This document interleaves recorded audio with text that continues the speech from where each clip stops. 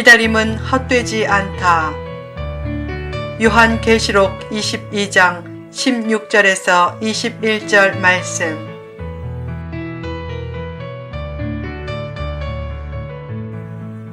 주님이 오실 길을 닦는 자세.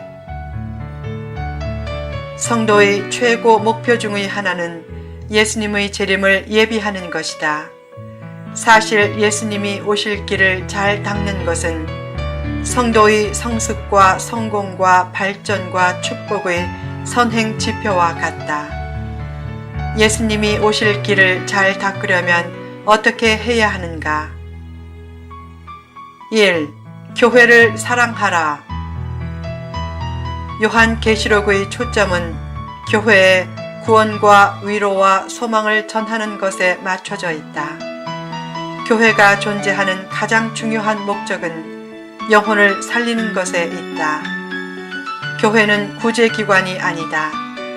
사람들이 교회를 비난하는 제일 큰 이유는 구제에 초점을 맞추기 때문이다.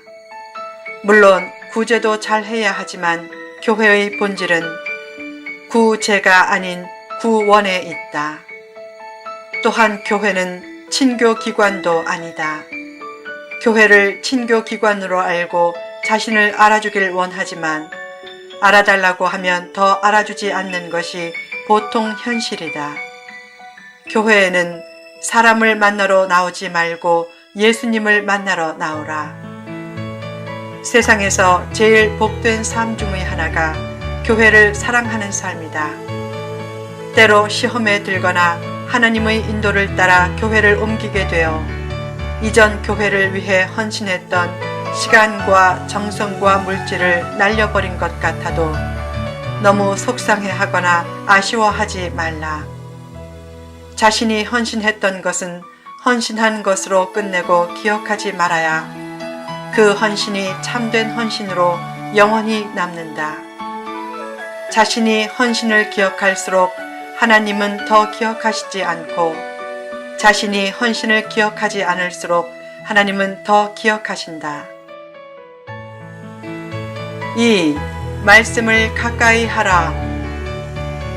본문 18절에서 19절은 말씀의 중요성을 강조하면서 특히 요한계시록 말씀을 더하지도 말고 빼지도 말라고 강력하게 경고한다. 누가 말씀을 더하는가? 이단들이 계시를 받았다 라고 하면서 말씀을 더한다. 누가 말씀을 빼는가? 자유주의 신학자들이 다 상징이다 라고 하면서 말씀을 뺀다. 그렇게 말씀을 더하지도 말고 빼지도 말고 온전한 하나님 말씀으로 들어야 한다. 말씀이 가감 없이 하나님의 말씀으로 들려지는 듣는 귀가 있으면 반드시 복도 따라온다. 듣는 귀가 없으면 교만해지고 결국 패망한다. 삶에서 말씀이 끊어지는 것은 무엇보다 큰 불행이다. 언제 축복을 받을지 잘 몰라도 축복 전에 늘 있는 현상이 있다. 그것은 말씀이 꿀처럼 달게 느껴지는 현상이다. 말씀이 꿀처럼 달게 느껴질 때는 큰 축복이 이르기 직전이다. 결국 복된 삶을 원하면 가장 중요한 기도 중의 하나가 이런 기도다. 하나님, 제 마음이 말씀에 열린 마음이 되게 하시고 제 귀가 듣는 귀가 되게 하소서. 성경 말씀과 설교 말씀이 하나님의 말씀으로 들릴 때 신비한 하나님의 축복의 역사도 시작된다. 3. 믿음으로 기다리라. 예수님이 내가 진실로 속히 오리라 고 말씀하자 사도 요한이 화답했다. 아멘, 주 예수여 오시옵소서. 이 구절에서 속히 란 말은 곧 이란 의미도 있지만 진짜로 라는 의미도 있다. 즉 성도의 기다림은 결코 헛되지 않다는 뜻이다. 구약 성경에는 예수님의 초림에 대한 예언이 약 450번 나온다. 결국 예수님은 오셨다. 신구약 성경에는 예수님의 재림 예언이 초림 예언보다 훨씬 많이 나온다. 결국 예수님은 다시 오실 것이다.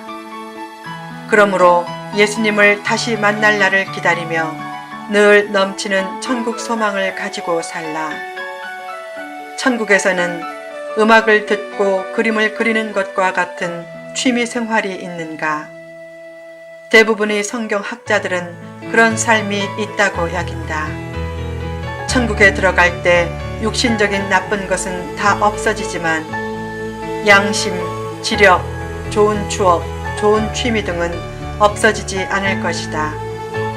성경에 나오는 천국에 관한 말씀들은 천국이 상상 속의 장소가 아니라 구체적인 장소란 암시를 준다. 그처럼 구체적인 천국 소망을 가지고 살면 삶이 힘들어도 결코 쓰러지지 않을 것이다.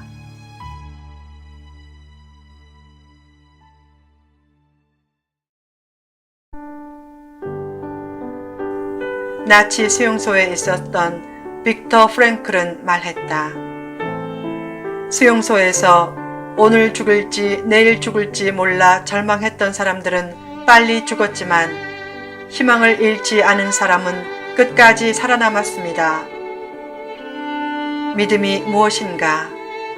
포기하지 않고 예수님을 희망 중에 기다리면서 결국 일어서는 것이다. 그런 기다림이 있었기에 초대교회 성도들은 고난 중에도 다시 일어설 수 있었다.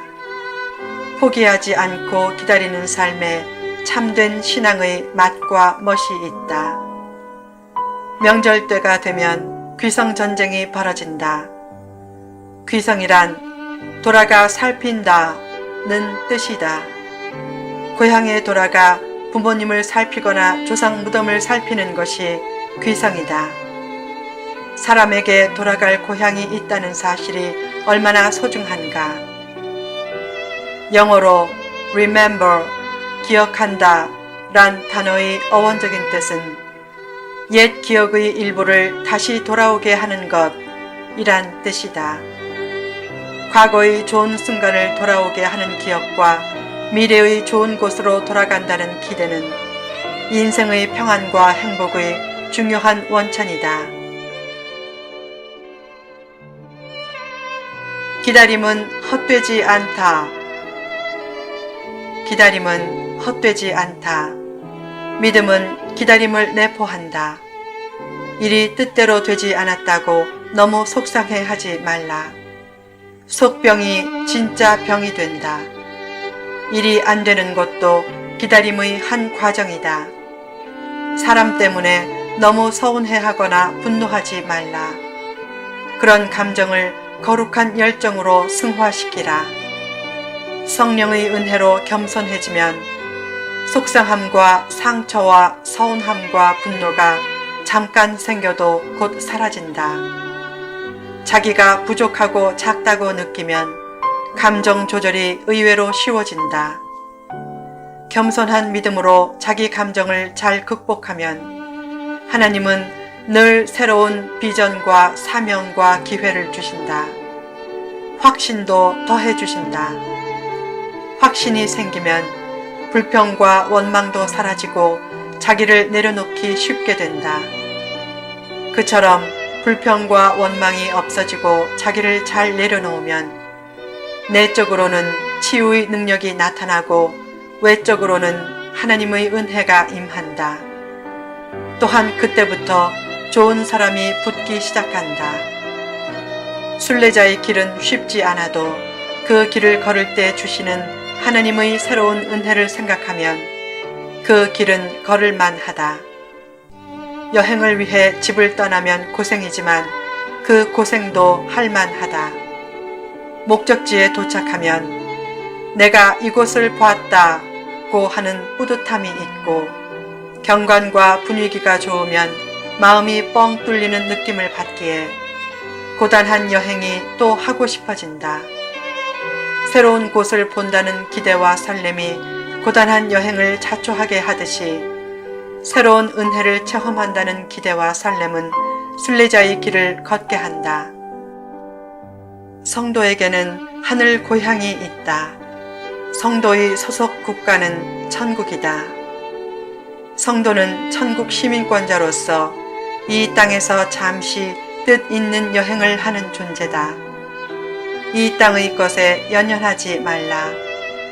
그래야 이해관계에 얽히지 않는 객관적이고 공정한 시각이 생긴다. 그때 불의와 위선에서 자유롭게 되고 공동체에 선한 방향을 제시할 수 있다. 예언자란 무속적인 예언을 남발하는 사람이 아니라 순례자 의식을 가지고 공동체에 선한 방향을 제시하는 사람이다. 차별도 없고 지배도 없는 천국 고향에 갈 때까지 이 땅을 준 천국으로 만드는 것이 하나님께서 우리를 이 땅에 두신 이유다. 말로 드리는 예배가 아닌 삶으로 드리는 예배에 익숙해지고 입만 살아있는 성도가 아닌 손도 살아있는 성도가 되라. 입으로는 오직 예수라고 말하면서 자기만 위해 사는 교인이 의외로 많다. 예수 이름으로 명한다 라고 외치지만 그 외침이 믿음의 외침이 아닌 불안한 외마디일 때도 많다. 예수님의 이름을 사칭해 자기의 잘못된 행동과 불안을 커버하려 하고 심지어는 자기 욕심을 채우는 도구로 활용한다면 예수님의 심정이 어떻겠는가? 하나님의 이름을 부끄럽게 하지 않는 하나님의 자녀가 되라.